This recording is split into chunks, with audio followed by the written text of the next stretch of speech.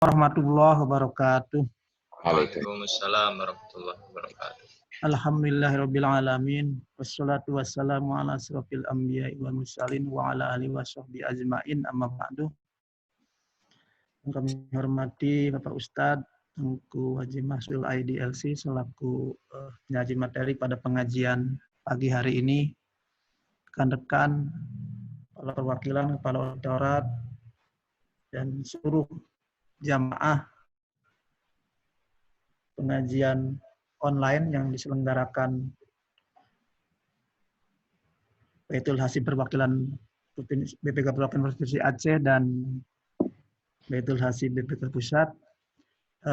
Kami menyambut dengan senang acara ini, terselenggaranya acara pengajian online ini, dan ini yang pertama bagi perwakilan Aceh selaku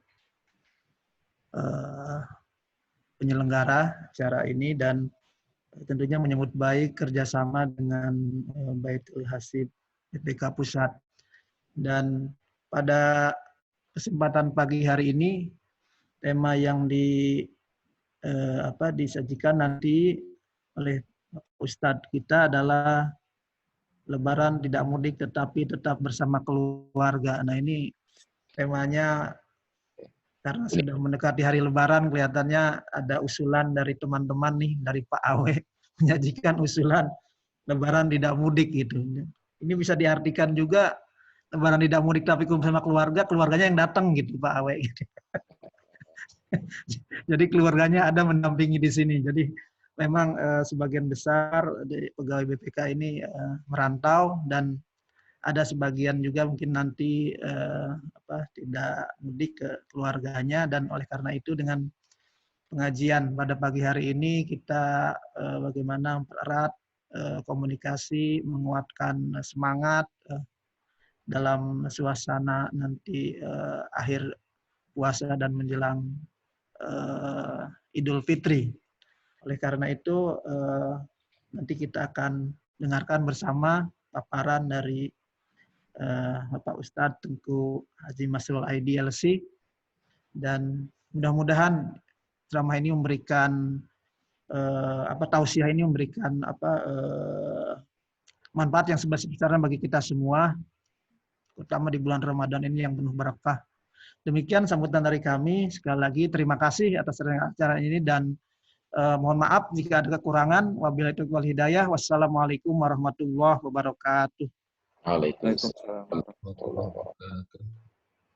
Baiklah, kajian kita pagi hari ini dibagi menjadi 2 sesi, yaitu sekitar 40 menit untuk sesi tausiah dan 15 menit untuk pertanyaan yang bisa disampaikan melalui chat. Selanjutnya kami persilakan kepada Ustadz Tengku Masrul IDLC untuk menyampaikan tausiahnya. Bismillahirrahmanirrahim. Assalamualaikum warahmatullahi wabarakatuh. Alhamdulillahi rabbil alamin, wa bihi nasta'inu ala umuri dunya waddin, wassalatu wassalamu ala nabiyyina Muhammadin asyrafil anbiya'i wal mursalin, wa ala alihi wa sahbihi ajma'in. Wa qala Allah ta'ala fil Qur'anil azim, wa huwa asdaqul qailin, wa biqawlihi yahtadil muhtadun. يا أيها الذين آمنوا ادخلوا في السلم كافة ولا تتبعوا خطوات الشيطان إنه لكم عدو مبين. وقال في آية أخرى قل إن كنتم تحبون الله فاتبعوني يحببكم الله ويغفر لكم ذنوبكم. صدق الله العظيم وصدق رسوله النبي الحبيب الكريم ونحن على ذلك من الشاهدين والشاكرين والحمد لله رب العالمين. وبعد, puji dan syukur kita ucapkan senantiasa kehadirat Allah Subhanahu wa taala yang telah memperkenankan kita untuk hidup dan terus melanjutkan kehidupan sampai dengan hari ini. Kita sudah berada di 25 atau 26 Ramadan 1441 Hijriah, perjalanan waktu yang terasa sangat cepat, seolah-olah baru kemarin kita dalam proses ru'yatul hilal, penentuan awal Ramadan. Tiba-tiba kita akan mengikuti proses ru'yatul hilal untuk penentuan akhir Ramadan ataupun masuknya bulan Syawal dan peringatan Hari Raya Idul Fitri. Salawat teriring salam kita hadiahkan kepada junjungan alam Nabi kita Muhammad sallallahu alaihi wasallam beserta keluarga dan sahabat beliau sekalian, panutan yang terbaik, teladan yang sempurna. Maka Maha Suci Allah yang telah menyatakan di dalam Al-Quran, laqad kana lakum fi Rasulillahi uswatun hasanah. Sungguh telah ada bagi kalian pada diri pribadi Rasulullah suri tauladan yang baik. Bagaimana tidak? Karena beliau ini pula yang dipuji oleh Allah di dalam Al-Quran dalam ayat yang lain. Wa innaka la'ala khuluqin 'azim, dan sungguh engkau wahai Muhammad berada di atas suatu standar akhlak yang sangat agung. Jadi kalau kita masih berusaha untuk mempraktekkan akhlakul karimah, akhlak yang terpuji, Rasulullah ini sudah sampai pada derajat akhlak yang agung. Mudah-mudahan kita mampu meneladani beliau walaupun sedikit dalam kehidupan ini.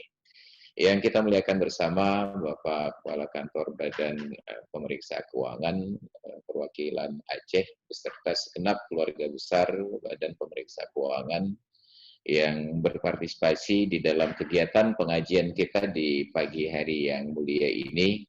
Mudah-mudahan kita diberikan kesehatan oleh Allah dan pertemuan ini menjadi pertemuan yang diberkahi ketika kita sedang berada di 10 hari yang akhir Ramadan, ketika sebahagian di antara kita sedang dalam tanda kutip berburu Lailatul Qadar dengan mengajukan cuti dari kantor i'tikaf di masjid-masjid, maka ada pemahaman yang harus kita kembangkan bahwa Lailatul Qadar itu ketika turun bukan hanya di dalam masjid, tetapi turun ke dunia ini seluruhnya. Maka kita berutang kalimat bijak dari orang-orang Arab ketika menyatakan la tabhathu an lailatul qadri baina a'midatil masajidi fahasib. Janganlah kalian cari Lailatul Qadar itu cuma di antara tiang-tiang masjid saja. Ada Lailatul Qadar di kantor ketika kita bekerja mencari nafkah, memenuhi kebutuhan istri dan anak-anak dan keluarga. Ada Lailatul Qadar di jalan orang yang beraktivitas untuk mencari ilmu dan mencari rezeki yang halal. Ada Lailatul Qadar di emperan-emperan toko ketika ada orang-orang miskin, saudara-saudara kita yang harus kita bantu kehidupan mereka, terlebih dalam masa pandemik corona yang seperti ini, terusir dari tempat tinggalnya, tidak mempunyai penghasilan, tidak mempunyai biaya dan makanan, maka di situ pun terdapat Lailatul Qadar, bukan hanya di dalam masjid. Makanya kita bersyukur kepada Allah bahwa dalam kondisi buruk seperti ini kita masih mendapatkan kebaikan-kebaikan. Tapi ya tetap yang namanya kehidupan tentu ada ujian-ujian dari Allah Subhanahu wa taala. Yang saya muliakan hadirin dan hadirat kawan-kawan para peserta kegiatan kajian yang dirahmati Allah. Tidak terkecuali pula pertemuan ini, kalaulah orientasi kita beribadat hanya untuk mengejar pahala dalam bentuk sholat-sholat sunat, maka sungguh duduk dalam majelis ilmu sejenak itu akan mendapatkan fadilah orang yang sholat sunat 1000 rakaat. Dan kita tentu tidak mampu untuk sholat sunat 1000 rakaat. Tarawih yang di malam hari itu saja, kita masih berdebat antara 8 dengan 20. Kalau ada, kita ambil yang 2 saja, efisien dan efektif barangkali. Itu pun yang 8 dan 20, kita masih mencari pelaksanaan yang sesuai dengan amanah proklamasi, diselenggarakan dengan cara yang seksama dan dalam tempo yang sesingkat-singkatnya. Kita belum sampai pada derajat orang yang menikmati ibadat. Tapi setidak-tidaknya kita berada pada derajat orang-orang yang menikmati ilmu atau sekurang-kurangnya hadir di dalam majelis ilmu. Seperti yang kita selenggarakan sekarang ini. Kita membahas sebuah persoalan yang akan kita hadapi ke depan. Yaitu beberapa hari lagi kita akan merayakan Idul Fitri. Sebenarnya menakar dari pandangan syariah.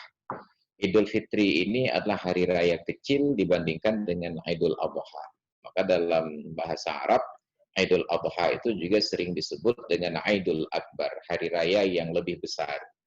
Karenanya di dalam literatur, karena hari raya itu identik dengan makan, minum, suasana ceria, dan lain sebagainya, maka dijadikan Idul Fitri libur hanya 1 hari, dalam artian haram berpuasa pada 1 hari raya Idul Fitri, 1 Syawal, Sebab praktek puasa bertentangan dengan sukacita hari raya ini. Sedangkan Idul Adha, kita diharamkan oleh Allah secara teori untuk berpuasa selama 4 hari berturut-turut. 10 Zulhijjah, 11, 12, 13 Zulhijjah dengan hari tasyriknya. Ya, dan itu dipraktekkan dengan luar biasa sekali di negeri Arab sana. Karena saya pernah hidup dalam menuntut ilmu di Universitas Al-Azhar di Mesir. Al-Azhar itu tidak meliburkan pendidikan di bulan Ramadan. Al-Azhar itu hanya meliburkan Idul Fitri sekitar 2 hari saja maksimal. Sedangkan Idul Adha itu liburnya sampai dengan sepekan. Mereka benar-benar membesarkan yang besar dan mengecilkan yang kecil. Tapi ketika Islam itu datang ke Indonesia, entah karena barangkali terbolak-balik di dalam kapalnya saat datang kemari, maka sampai di sini yang besar dikecilkan, yang kecil dibesarkan. Nah, jadi Idul Adha yang seharusnya besar, wajib libur sampai 4 hari, di Indonesia hanya libur 1 hari saja, dan 1 hari itu pun tersita setengah harinya untuk penyembelihan kurban, sisa silaturahmi hanya setengah hari lagi. Besok kita mau bersilaturahmi, ternyata rumah sudah tutup, kantor sudah buka. Sedangkan Idul Fitri yang kecil, kita molorkan liburnya, bahkan ada dulunya dalam kondisi normal, H-7, H+7, bahkan sampai dibentuk kementerian khusus di Indonesia, namanya Menteri Mudik. Jadi masa kerjanya itu hanya 15 hari dalam setahun, kemudian bubar. Sedemikian sakral dan pentingnya Idul Fitri bagi kita. Maka ini mungkin menjadi sebuah momentum bagi kita untuk mengembalikan kepada format yang benar, bahwa yang besar itu Idul Adha, yang kecil itu Idul Fitri. Maka mudah-mudahan kita berdoa kepada Allah, agar pada Idul Adha nanti suasana kita sudah normal kembali. Apa yang tidak dapat kita selenggarakan di Idul Fitri ini akan dapat kita selenggarakan di Idul Adha nanti. Ya, makanya dulu pada peringatan Idul Adha yang lalu, kebetulan menjadi khatib di Masjid Raya Baitur Rahman, kita mengapresiasi Bupati Aceh Besar kala itu karena beliau berinisiatif untuk bagaimana Bandara Sultan Iskandar Muda tidak beroperasi setengah hari untuk memberikan kesempatan kepada karyawan-karyawannya dan juga para penumpang berikut dengan pilot dan pramugari ikut membaur di dalam praktek sholat Id.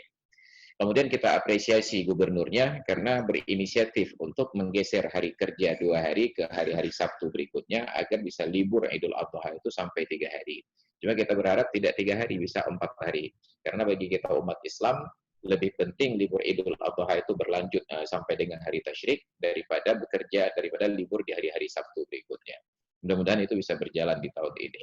Maka ini menjadi sebuah momentum yang tepat karena kita dipaksa oleh keadaan untuk menerima kondisi yang seperti ini, tidak dapat merayakan Idul Fitri.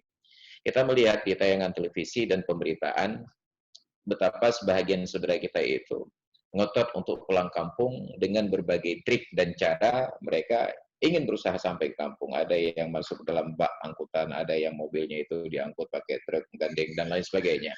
Tapi semua usaha mereka tersebut tiba-tiba patah di tengah jalan karena dicegat oleh para petugas, dan kita apresiasi juga karena kita juga ingin bagaimana coronavirus ini bisa berhenti, tidak berkembang. Kecintaan kita kepada keluarga, harapan kita untuk kumpul bersama, jangan sampai menjadi pertemuan yang terakhir hanya karena kondisi-kondisi yang buruk seperti ini. Maka bersabar dalam kondisi ini adalah sebuah kebaikan. Hadirin dan hadirat sekalian, para peserta kegiatan kajian yang dirahmati Allah, kembali kepada semangat hari raya. Terlepas dari besar dan kecilnya makna Idul Fitri, tidak mengurangi makna sakralnya Idul Fitri, karena itu adalah hari deklarasi kemenangan umat Islam melawan hawa nafsu, bukan melawan setan. Karena setannya dalam keadaan terbelenggu. Tidak fair pertandingannya itu karena setannya terbelenggu. Tantangan terberat kita itu adalah hawa nafsu. Dan indikasi dari hawa nafsu itu, dia tidak berpikir tentang dosa atau tidak dosa. Hawa nafsu itu cenderung memperturutkan kenyamanan, walaupun kadang-kadang tidak penting lagi. Sedangkan setan, iblis, itu arah godaannya kepada hal-hal yang menjerumuskan kita pada maksiat. Mohon maaf saja barangkali. Interaksi suami dan istri dalam kondisi normal itu adalah sunat, itu menjadi ibadat. Dalam hadis kata Rasulullah, wa fi bud'i ahadikum shadaqah. Ketika kalian berhubungan suami istri itu pun menjadi sedekah. Tetapi di siang hari bulan Ramadan, interaksi suami istri itu menjadi maksiat. Kita tidak pernah tertarik untuk berdua-duaan dengan istri sebagaimana tertariknya kita di siang hari bulan Ramadan seperti ini. Itu menunjukkan bahwa godaannya datang dari iblis. Sedangkan nafsu, dia tidak penting itu berdosa atau tidak berdosa, yang penting perturutkan saja. Orang yang makan sebenarnya kebutuhan tubuhnya itu sudah selesai, 2/3, sepertiga dari lambungnya diisi makanan, tiba-tiba karena melihat makanannya ini enak, dia terpancing untuk makan lagi. Itu nafsu. Indikasi dari nafsu itu bukan datang dari setan. Setan tidak mau terlibat hal-hal yang sia-sia bagi mereka. Maka Idul Fitri ini dalam suasana ketika kita ingin kumpul dengan keluarga, dalam tradisi yang kita di Indonesia ini turun-temurun, mudik pulang kampung. Mudik itu ya secara harfiah menuju ke udik. Maka ada hilir, ada mudik. Yang hilir itu biasanya karena peradaban kita maju di pinggiran laut, di tepi sungai, sebab itu transportasi di masa lalu. Orang dari gunung turun ke bawah, namanya hilir. Kemudian giliran waktu-waktu tertentu, orang yang dari hilir ini menuju ke udik, maka kita sebut dengan istilah mudik, yang lebih identik dengan pulang kampung sekarang ini. Itu menjadi tradisi turun-temurun, kedekatan kita bersama keluarga terlihat di kala-kala itu. Tapi mungkin Allah menjadikan momentum seperti ini, barangkali disebabkan karena dalam perjalanan Idul Fitri yang telah lalu, kita tidak mensyukuri nikmat yang Allah berikan ini. Kumpul-kumpul dengan keluarga ini tidak kita menikmati dengan maksimal, boleh jadi disebabkan karena pengaruh teknologi, gadget, dan lain sebagainya. Suami punya HP-nya sendiri, istri punya HP-nya sendiri, anak-anak punya HP-nya sendiri, sehingga momentum kedekatan tersebut berjalan begitu saja, tawar, tidak ada nilai khusus, sampai akhirnya ketika kondisi seperti ini terjadi di Hari Raya Idul Fitri sekarang ini, barulah kita merasa, oh betapa indahnya kumpul dengan keluarga, kita pertaruhkan segala-galanya untuk bisa hadir di tengah-tengah mereka, berbagi kebahagiaan. Makanya benarlah kata-kata bijak orang-orang yang bijak menyatakan bahwa nikmat itu tidak terasa sampai nikmat itu hilang. Kita tidak pernah mensyukuri nikmat keberadaan orang tua sampai orang tua dicabut oleh Allah Ta'ala, meninggal dunia, dan lain sebagainya. Kita tidak pernah mensyukuri kehadiran anak sampai anak itu sakit ataupun berpulang ke rahmatullah, meninggal dunia. Termasuklah pasangan suami istri. Nah, mungkin selama ini ada yang sudah kesal dengan pasangannya masing-masing karena tidak pernah berganti. Itu yang salah satu buku lembaran negara yang tidak pernah ada masa kadaluarsanya, nggak ada expire katanya. Kalau buku SIM, KTP itu masih ada expire. Tiba-tiba kita merasa betapa kebersamaan tersebut menjadi sangat mahal, sangat berharga. Kita bersedia untuk mempertaruhkan segala-galanya agar bisa berkumpul dengan keluarga ini. Maka Maha Suci Allah Subhanahu wa Ta'ala yang di dalam Al-Quran surat Ar-Rum 21 yang sering dibacakan pada prosesi pernikahan, wa min ayatihi an khalaqa lakum min anfusikum azwaja litaskunu ilaiha wa ja'ala bainakum mawaddatan wa rahmah. Sebahagian dari tanda-tanda kebesaran Allah adalah bahwa Ia jadikan untuk kalian dari diri kalian sendiri pasangan hidup. Azwaja, pasangan hidup. Baik untuk suami ataupun untuk istri. Karena Islam memandang suami istri ini sederajat, selevel, sehingga dalam ayat yang lain surat Al-Baqarah 187 di akhir penjelasan hukum puasa, uhilla lakum lailatas siyamir rafathu ila nisaikum, dihalalkan pada malam-malam Ramadan, pada malam-malam puasa kalian bersenda gurau dengan istri kalian, melampiaskan hasrat seksual terhadap istri kalian. Kenapa? Unna libasul lakum, para istri itu adalah pakaian bagi kalian, wa antum libasul lahunna, dan kalian juga menjadi pakaian bagi para istri. Jadi suami pakaian bagi istri dan istri menjadi pakaian bagi suami. Apa makna pakaian? Yang pertama, fungsi pakaian itu adalah untuk menutupi aib. Maka tentu kita akan menutup bahagian tubuh yang akan menyebabkan kita malu. Kita akan menutup bahagian tubuh yang akan terlihat cacat bagi orang lain. Kita akan tutupi. Itu fungsi pertama dari pasangan hidup. Maka istri akan menutupi kekurangan suami, suami akan menutupi kekurangan istri.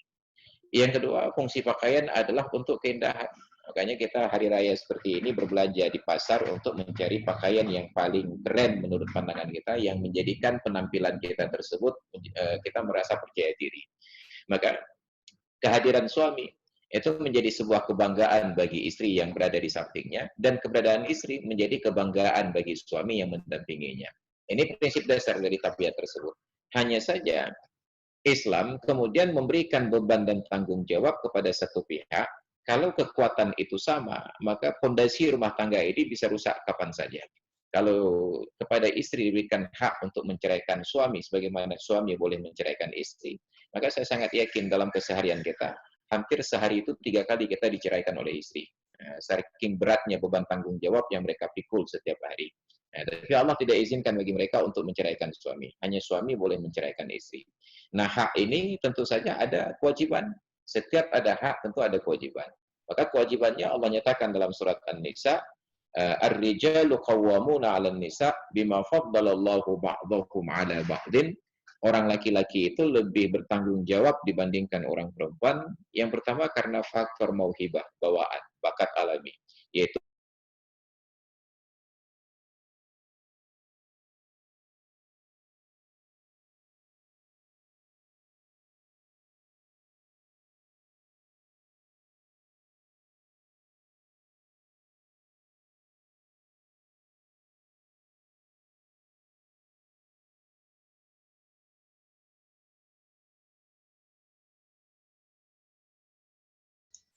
Halo, cek. Ada gangguan kah?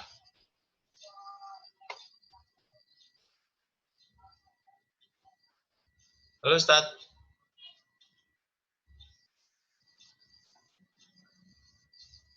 lagi disampaikan ya. Oh, ya.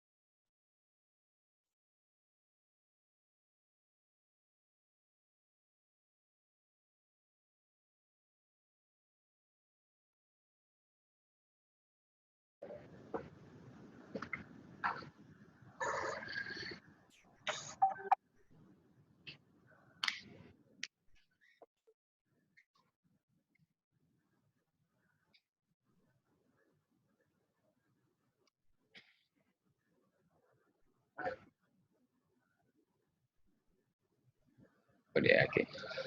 Baik, kita lanjutkan hadirin dan hadirat sekalian yang dirahmati Allah. Ini tantangan era digital, putus wahyu tadi sebentar. Kita lanjutkan lagi.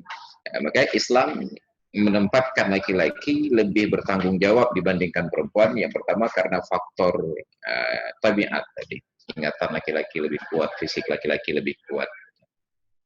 Yang kedua, ada faktor tanggung jawab, yaitu wabima anfaqu min amwalihim. Kenapa orang laki-laki lebih bertanggung jawab? Karena orang laki-laki ini yang menafkahi istri mereka, keluarga mereka, min amwalihim, dari harta mereka sendiri. Makanya dalam kehidupan berkeluarga, suami yang bekerja mendapatkan penghasilan, gaji, dan tunjangan, sebahagian dari penghasilan suami itu terdapat milik istri di dalamnya. Tetapi istri yang bekerja mendapatkan penghasilan, gaji, dan tunjangan secara teori itu adalah utuh milik istri, tidak ada kewajiban untuk menafkahi suaminya. Lalu dalam perjalanan untuk mencari nafkah ini adalah perintah Allah Ta'ala untuk bertebaran di muka bumi sebagaimana dalam surat Al-Jumu'ah, فَإِذَا قُضِيَتِ الصَّلَاةُ فَانْتَشِرُوا فِي الْأَرْضِ وَابْتَغُوا مِنْ فَضْلِ اللَّهِ. Apabila telah selesai salat itu dilaksanakan, bertebaranlah kalian di muka bumi dan carilah karunia Allah, وَذْكُرُوا katsira, dan berzikirlah kepada Allah sebanyak-banyaknya. Terpisahlah suami dan istri.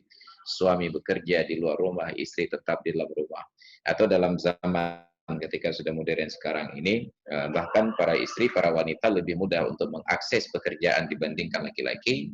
Yang perempuan mengikuti penunjukan penugasan keluar daerah dan lain sebagainya, terpisah dari suami.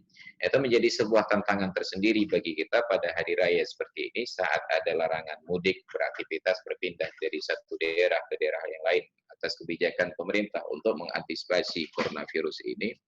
Lalu pertanyaannya, bagaimana kita menikmati hari raya ini? Maka kembali kepada ayat surat Ar-Rum 20 tadi.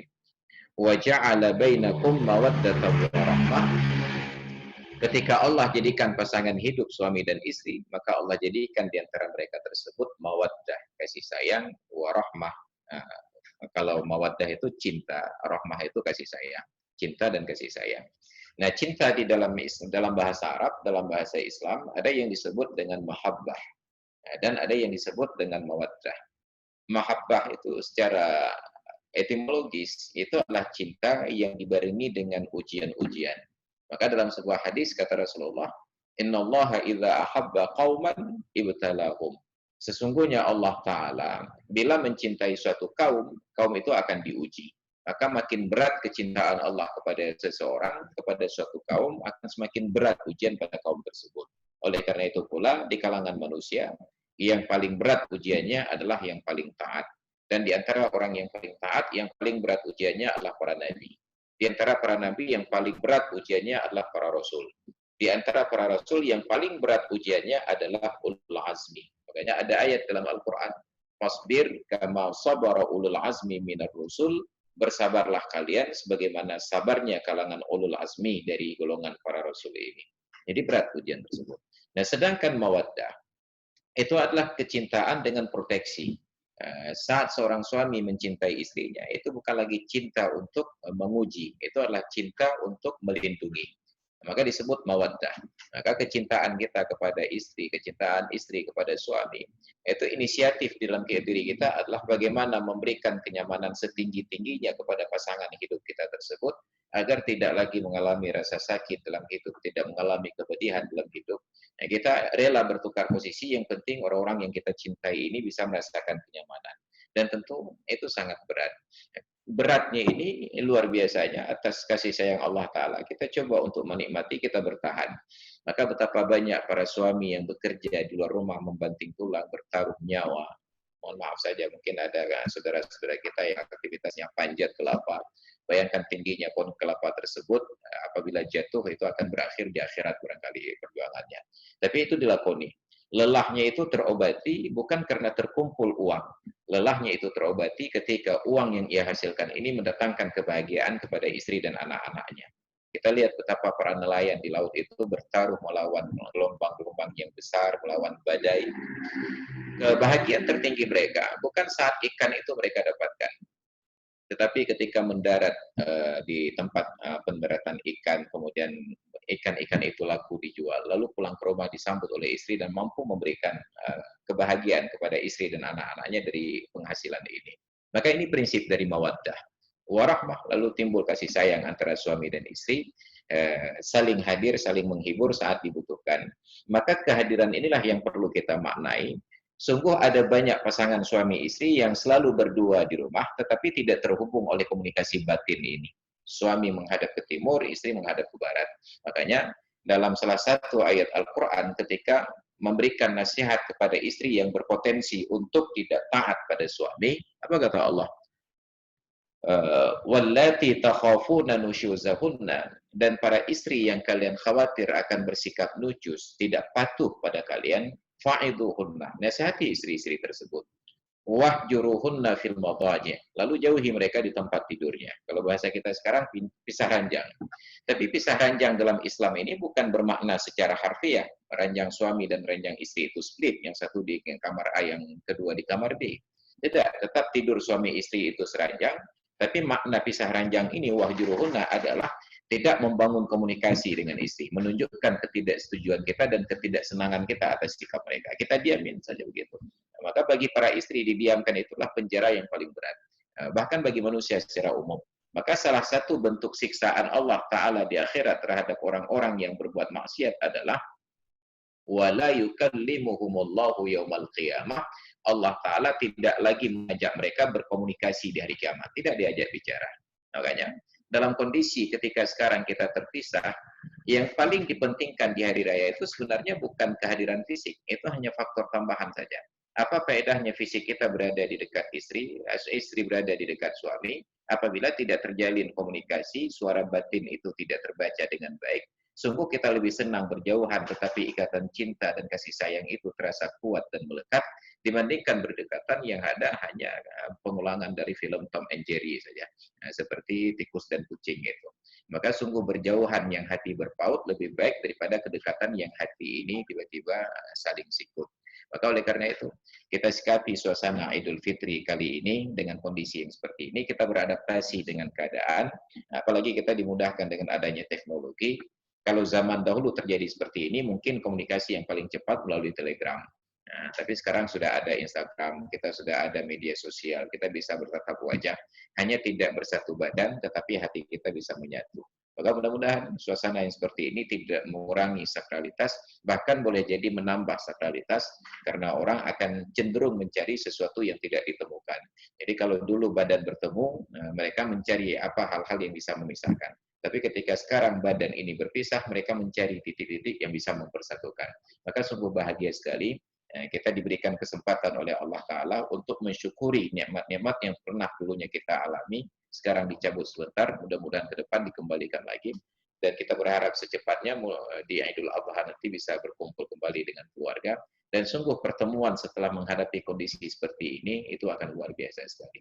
Maka hadirin dan hadirat sekalian yang dirahmati Allah, Idul Fitri ini adalah silaturahmi, dan silaturahmi itu sebenarnya tidak mensyaratkan kehadiran fisik, tapi lebih kepada interaksi batin tadi. Makanya ketika dua orang muslim saling bersengketa dan bertengkar, apa kata Rasulullah? Tidak halal bagi orang muslim untuk memusuhi saudaranya lebih dari 3 hari. Apabila sudah sampai 3 hari sejak pertengkaran itu terjadi, bangun komunikasi. Silaturahmi itu cukup dengan sekedar bertegur sapa, ucapkan salam, minimal ada senyuman saja sudah selesai. Nah, tapi untuk suami istri, ya kita ada bahasa komunikasi yang lebih intens lagi. Maka mudah-mudahan silaturahmi itu tidak berkurang sama sekali, hanya kehadiran secara fisik di suatu tempat itu yang barangkali agak sedikit terkendala. Tapi bisa kita kompensasi dalam bentuk-bentuk yang lebih beristimewa lagi dalam pandangan Allah Subhanahu wa Ta'ala. Hadirin dan hadirat sekalian yang dirahmati Allah, sebagaimana tadi instruksi dari pembawa acara, dari moderator, kita akan ada sesi diskusi dan tanya jawab pada 10 atau 15 menit yang akan datang. Maka sesuai dengan amanat proklamasi itu kita harus sediakan waktu untuk berdiskusi. Mudah-mudahan nanti ada hal-hal yang dapat kita jawab dari pertanyaan-pertanyaan ini. Dan saya sangat berterima kasih bila tidak ada pertanyaan sama sekali. Jadi terima kasih atas perhatiannya. Hadanallahu wa iyyakum ajma'in. Assalamualaikum warahmatullahi wabarakatuh. Waalaikumsalam warahmatullahi wabarakatuh.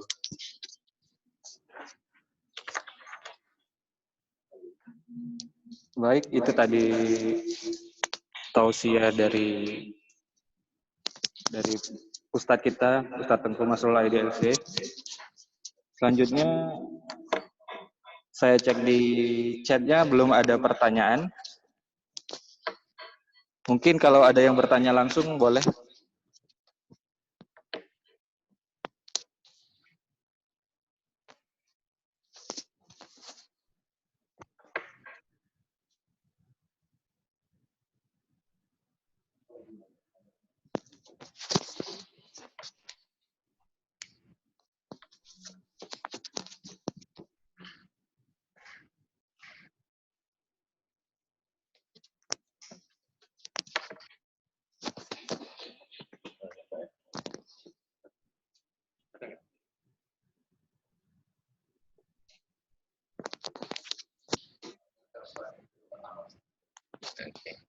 Kalau tidak ada pertanyaan, Ustadz bisa menambahkan sedikit lagi tausiah.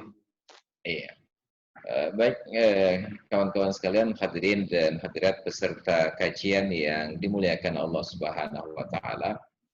Untuk mengisi sisa waktu ini sambil menanti ada yang bertanya, maka kita tambahkan sedikit materi yang dirasa perlu. Dalam kehidupan ini, ketika kita tidak memungkinkan untuk berinteraksi dengan objek yang kita cintai, istri, anak, dan kerabat, maka kita diberikan alternatif oleh Allah Ta'ala untuk melampiaskan kasih sayang tersebut kepada orang-orang yang terdekat yang mewakili dari perasaan kita tersebut. Cuma dalam hal ini mungkin ada kata-kata yang agak aneh kata orang, kalau melihat anak orang ingat anak sendiri, tapi lihat istri orang lupa istri sendiri. Mudah-mudahan tidak berlaku di hari raya seperti ini. Ada hal-hal yang dapat kita praktekkan ketika sekarang ini dalam kondisi wabah coronavirus pandemik ini terjadi di seluruh dunia. Banyak kawan-kawan yang dalam statusnya bujang lokal di tempat kerjanya masing-masing, kita diberikan kesempatan oleh Allah, sebagaimana kata Imam Syafi'i di dalam Diwanul Imam Syafi'i, apa kata beliau? Safir tajid audan amman tufariquhu. Merantaulah kalian, niscaya kalian akan dapatkan pengganti dari setiap orang yang kalian tinggalkan. Kalau di kampung kita punya orang tua, ayah dan ibu, maka satu rantau kita akan mendapatkan ayah dan ibu angkat. Bila di kampung kita punya anak, maka dalam perantauan kita akan punya anak angkat. Di kampung kita punya saudara dan kerabat, di perantauan kita akan punya kerabat dan saudara angkat. Cuma jangan berencana kalau di kampung ada istri, kemudian di perantauan kita buat istri angkat. Itu yang bahaya sekali. Jadi tidak harus sampai pada derajat demikian. Kemudian yang kedua, kalau kita lihat dalam sejarah kehidupan Rasulullah, beliau itu lahir dan besar di Mekah. Kemudian hijrah ke Madinah pada usia 53 tahun. Banyak kerabat-kerabat beliau itu yang tetap berada di Mekah. Tapi sepanjang hayat beliau, tidak pernah Rasulullah itu mencontohkan bahwa beliau mudik di hari raya Idul Fitri atau mudik di hari raya Idul Adha. Ini yang barangkali menjadi latar belakang pemikiran sebahagian kawan-kawan pegiat dakwah yang kemudian memvonis bahwa kegiatan mudik ini adalah kegiatan bid'ah katanya. Kita ya sekalipun tidak setuju terhadap pernyataan demikian. Karena bid'ah dan tidak bid'ah itu tidak sesempit itu pemahamannya. Tapi intinya, kita berusaha menghibur diri dalam kondisi seperti ini. Kalau Rasulullah saja seumur hidup beliau tidak pernah melaksanakan aktivitas mudik di hari raya baik Idul Fitri ataupun Idul Adha, beliau menikmati keberadaan dimanapun beliau berada, maka di sanalah hati dan jiwa beliau menyatu dengan lingkungan sekitarnya. Bila tidak ada anak dan cucu di sekitar, beliau akan beradaptasi dengan anak-anak kecil yang lain. Makanya dalam literatur sejarah dinyatakan bahwa Rasulullah ini adalah seorang yang paling cinta terhadap anak-anak, siapapun anak-anak itu. Maka pernah dalam suatu riwayat, setelah selesai sholat, Nabi berdiri di pintu depan masjid ketika datang seorang anak kecil yang bukan kerabat beliau, bukan anak, bukan cucu beliau, memegang tangan Nabi, mengajak Nabi untuk jalan-jalan. Bayangkan kesibukan beliau sebagai seorang Nabi sekaligus sebagai seorang presiden. Diajak jalan-jalan oleh anak ini yang bukan kerabat beliau. Nabi ikuti keinginan anak tersebut keliling-keliling pasar Madinah sampai anak ini kelelahan dan tertidur.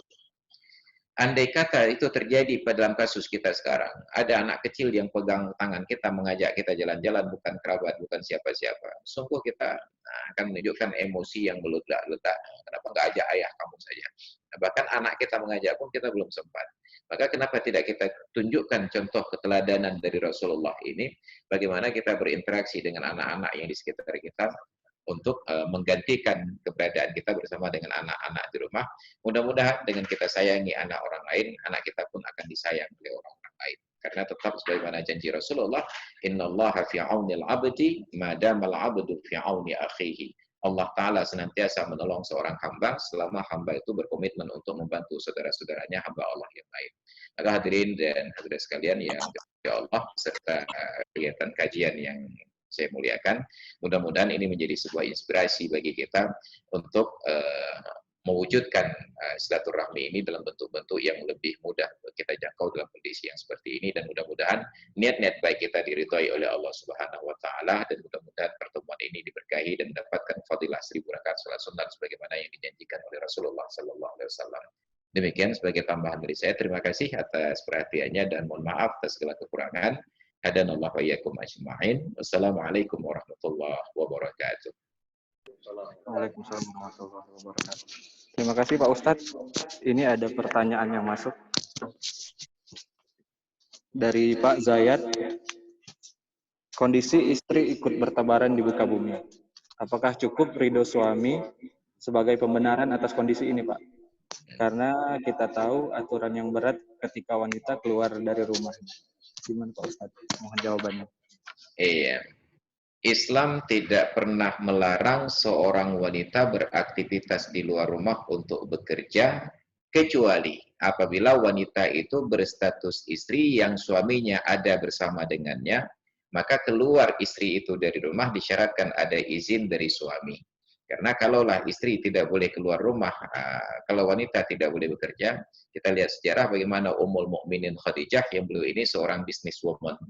Beliau bekerja hanya setelah menjadi istri Nabi, beliau lebih menikmati peran sebagai ibu rumah tangga dibandingkan sebagai seorang pengusaha. Kita melihat bagaimana istri Rasulullah, Ummul Mukminin Aisyah, setelah Rasulullah wafat, beliau aktif di bidang pergerakan politik, bahkan sampai memimpin perang. Tapi ketika Rasulullah hidup, beliau menikmati keberadaan beliau sebagai seorang istri. Maka apabila suami sudah ridha istrinya untuk bekerja, tentu saja dalam koridor yang tidak bertentangan dengan syariat, tetap menjaga menutup aurat, pergaulan-pergaulan yang islami, ridha suami tersebut sudah menjadi salah satu di antara dua syarat tadi. Yang pertama ridha suami, dan yang kedua di luar rumah itu tidak melakukan pekerjaan yang dilarang oleh Allah dan oleh Rasulnya. Jadi tidak cukup dengan ridha suami. Tambah satu syarat lagi, yaitu pekerjaan yang tidak bertentangan dan kondisi yang tidak bertentangan dengan perintah Allah dan perintah Rasulnya. Demikian Pak Zaid.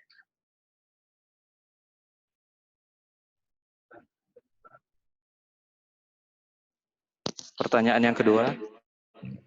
Ini penanyanya tidak mau disebutkan namanya. Bagaimana sikap kita sebagai seorang muslim jika orang tua kita, dalam hal ini ibu, meminta untuk kita pulang atau mudik saat lebaran? Sudah kita jelaskan kondisi kita, kondisi di kantor, larangan mudik, tetapi ibu tetap meminta kita pulang. Padahal mematuhi ibu adalah perintah yang utama. Terima kasih. Iya. Patuh pada orang tua adalah sebuah kewajiban. Menjadi berdosa apabila kewajiban itu tidak kita laksanakan tanpa adanya uzur. Tapi ketika uzur itu menghalangi kita untuk melaksanakan kewajiban, maka jangankan perintah ibu, bahkan perintah Allah pun itu dimaafkan apabila dalam kondisi uzur. Sebagai contoh, masa pandemik ini, tentu saja bagi orang laki-laki yang memenuhi syarat Islam balik berakal, laki-laki sehat bertempat tinggal menetap, mereka wajib menghadiri sholat Jumat. Tapi karena pandemi corona ini, mereka mendapatkan uzur untuk tidak menghadiri sholat Jumat. Dan itu dimaafkan. Kalau perintah Allah saja ada uzur yang bisa kita tinggalkan, maka demikian pula terkait dengan kehendak orang tua. Ibu kita memerintahkan kita untuk pulang, tiba-tiba ada uzur di jalan tidak memungkinkan. Yang penting niat kita ingin mematuhi, tapi terhalangi oleh uzur.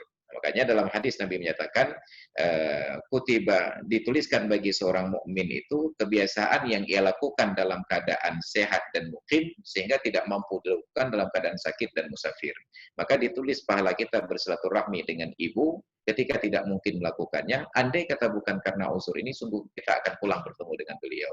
Maka penting niat kita untuk bersilaturahmi itu ada.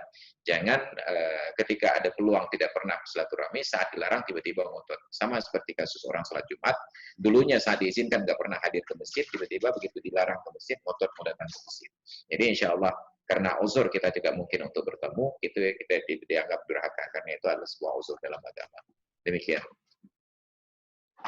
Terakhir Pak Ustadz, untuk melengkapi 3 pertanyaan. Harta suami adalah harta istri juga. Tapi harta istri bukan harta suami. Bukankah istri bekerja itu atas izin suami, dan dalam pengelolaan rumah tangga, suami juga tidak membiarkan istri bekerja sendirian. Suami juga ikut mengerjakan pekerjaan rumah. Ini dari Bapak Suen. Iya, terima kasih. Prinsip dasarnya bukan harta suami adalah harta istri. Tetapi sebahagian dari harta suami adalah hak istri sesuai dengan kemampuan suami. Wa askinuhunna min haitsu sakantum min wujudikum. Fasilitasi istri kalian itu sesuai dengan keberadaan kalian. Kaya istri, fasilitasi istri dengan kekayaan. Kaya suami, fasilitasi istri dengan kekayaannya. Miskin suami, maka istri beradaptasi dengan kemampuan suaminya. Tapi istri tidak ada kewajiban untuk menafkahi suami. Bahwa dalam kondisinya istri ini bekerja atas izin suami, maka dalam ketentuan konsep fikih dinyatakan ridha bi syai' ridha bima yatawalladu minhu. Ketika sudah merestui sesuatu, maka ikut ridha terhadap akibat-akibatnya. Ketika suami tahu bahwa istri bekerja dan dalam harta istri itu tidak ada hak suami, maka izin istri bekerja itu adalah izin bahwa istri juga tidak ikut untuk membiayai suaminya. Itu secara konseptualnya. Tetapi di dalam Islam tidak ada sedekah yang lebih bagus untuk kita berikan kecuali yang diberikan oleh anggota keluarga terhadap keluarganya. Maka dalam Sahih Muslim dinyatakan oleh Rasulullah, dinarun anfaqtahu fi riqabin wa dinarun anfaqtahu fi sabilillah wa dinarun anfaqtahu fi riqabin wa dinarun tasaddaqta bihi ala miskinin wa dinarun ja'altahu ala ahlika a'zamuha ajran alladzi ja'altahu ala ahlika. Satu dinar yang engkau infakkan untuk berperang di jalan Allah, satu dinar yang engkau infakkan untuk memerdekakan seorang budak, satu dinar yang engkau sedekahkan kepada seorang miskin, dan satu dinar yang engkau berikan kepada keluargamu, yang paling besar pahalanya adalah yang engkau berikan kepada keluargamu. Maka walaupun istri tidak ada kewajiban untuk menafkahi suami, tetapi ada sedekah yang paling besar yang dapat dilakukan oleh istri, yaitu membantu suami untuk membiayai keluarga tersebut. Itu adalah sedekah yang paling besar pahala. Tapi artinya suami tidak berhak menuntut dari gaji istri. Itu dalam hukum dasar Islam. Tapi sekarang berkembang karena Indonesia menganut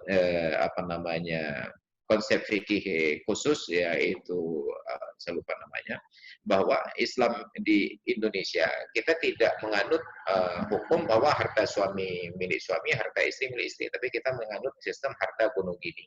Maka apapun yang menjadi milik suami, setengahnya adalah milik istri. Apapun yang dilakukan oleh istri, setengahnya itu adalah milik suami. Maka saat terjadi perceraian atau meninggal salah satunya, sebelum dibagi harta warisan, dibagi dua dulu. Maka yang setengahnya itu baru berlaku hukum warisan. Makanya dalam kondisi sekarang, karena kita menganut, saya lupa namanya, kompilasi fikih Islam, saya lupa nama istilah yang dipakai itu, kompilasi hukum Islam di Indonesia, kompilasi hukum Islam, kita menganut sistem harta gunung gini. Kalau di Aceh itu namanya harta siharkat.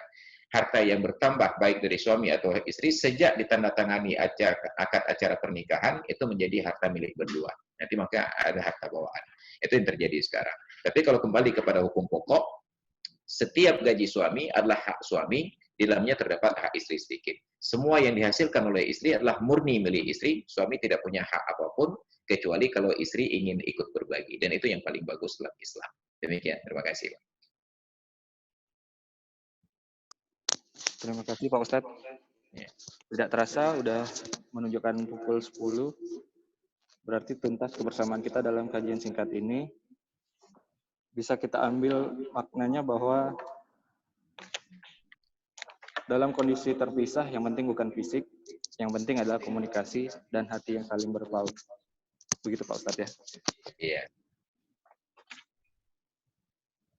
Untuk menutup kebersamaan kita kali ini, mari kita akhiri kajian hari ini dengan membaca hamdalah dan doa kafaratul majelis bersama-sama.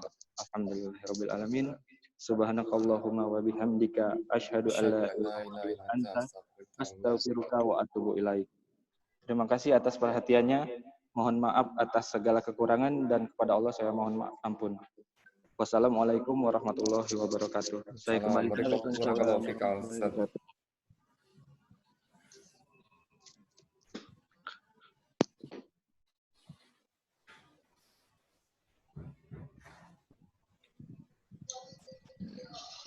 Terima kasih Pak Dani Adrian selaku moderator.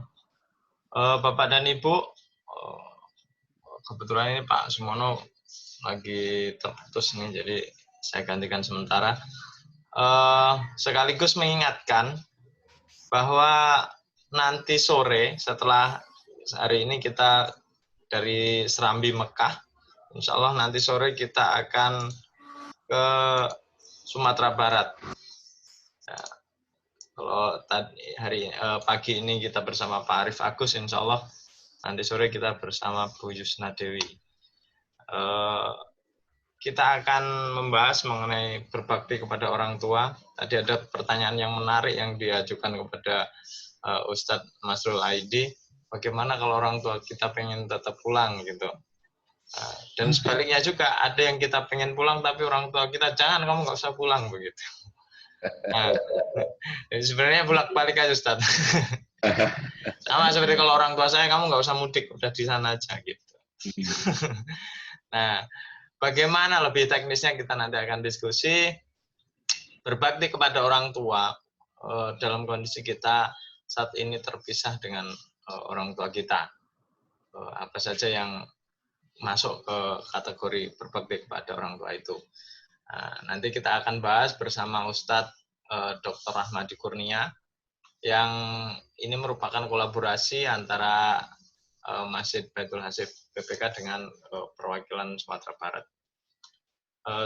Selain itu, kami juga mengingatkan, ini sudah tanggal 26 Ramadan, mari kita segera menyampaikan zakat, menunaikan zakat kita, terutama bisa difasilitasi oleh unit pengumpul zakat Badan Pemeriksa Keuangan, bisa menerima dalam bentuk zakat fitrah, zakat profesi, zakat mal, dan juga infak sedekah. Apabila ada yang perlu dikonsultasikan, bisa menghubungi kami, Bapak dan Ibu, untuk kami siap untuk memberikan konsultasi terkait dengan penunaian zakat untuk Bapak dan Ibu. Selain itu, apabila sudah cukup yakin, bisa langsung ditransfer ke rekening BNI Syariah dengan nomor rekening 555-442-0202 atas nama UPZ Basnas BPKRI. Demikian pengumuman dari saya. Sepertinya Pak Sumono sudah aktif nih. Pak Sumono? Ya. Ya. Baik, terima kasih Pak Wibi yang telah mengendalikan acara yang terputus tadi. Sekali lagi kami ucapkan terima kasih kepada Ustadz Tengku Haji Masrul Aidi LC yang telah memberikan pencerahan yang sangat luar biasa di kesempatan siang hari ini. Agar acara menjadi lebih berkah, kami mohon sediaan kepada Ustadz untuk menutup kajian kita di kesempatan siang hari ini dengan doa. Tafadhol Ustadz. Ya. A'udzu billahi minasyaitonir rajim. Bismillahirrahmanirrahim. Alhamdulillahirabbil alamin wassalatu wassalamu ala nabiyyina Muhammad wa ala alihi wa sahbihi ajma'in. Allahumma 'allimna 'ilman yanfa'una wanfa'na bima 'allamtana wa zidna 'ilman wa fahma wa alhiqna bis salihin. Rabbana zalamna anfusana wa illam taghfir lana wa tarhamna lanakunanna minal khasirin. ربنا اغفر لنا ذنوبنا ولوالدينا وارحمهما كما ربيانا صغارا ولجميع المؤمنين والمؤمنات والمسلمين والمسلمات الأحياء منهم والأموات إنك سميع قريب مجيب الدعوات يا قاضي الحاجات. ربنا أوزعنا أن نشكر نعمتك التي أنعمت علينا وعلى والدينا وأن نعمل صالحا ترضاه وأصلح لنا في ذرياتنا وأدخلنا برحمتك في عبادك الصالحين. اللهم اجعل جمعنا هذا جمعا مرحوما وتفرقنا من بعده تفرقا معصوما ولا تجعلنا ولا فينا شقيا ولا محروما. اللهم اجعلنا من الذين يستمعون القول فيتبعون أحسنه. اللهم اجعلنا من الذين يستمعون القول فيتبعون أحسنه. اللهم اجعلنا من الذين يستمعون القول فيتبعون أحسنه. اللهم ربنا تقبل منا دعاءنا إنك أنت السميع العليم وتب علينا إنك أنت التواب الرحيم. ربنا آتنا في الدنيا حسنة وفي الآخرة حسنة وقنا عذاب النار. وصلى الله على سيدنا محمد وعلى آله وصحبه أجمعين والحمد لله رب العالمين.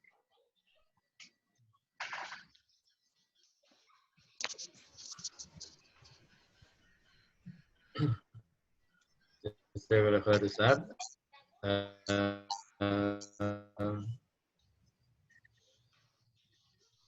Bapak dan Ibu, selesai kajian kita di kesempatan siang hari ini. Sebelum berpisah, kami ucapkan terima kasih kepada Arif menyampaikan kajian ini dan memungkinkan kita untuk bersilaturahim dengan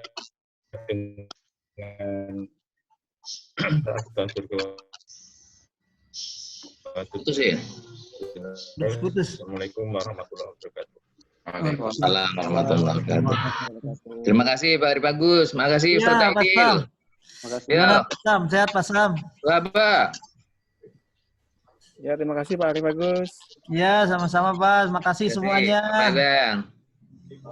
Ustaz Aidil, terima kasih Ustaz Aidil.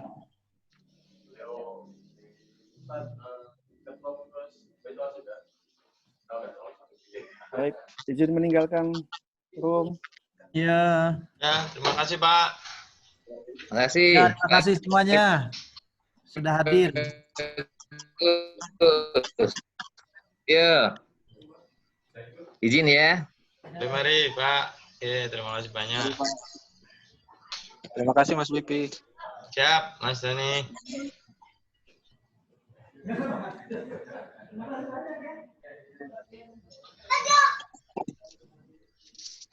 Pak Wipi besok sore jadi ya?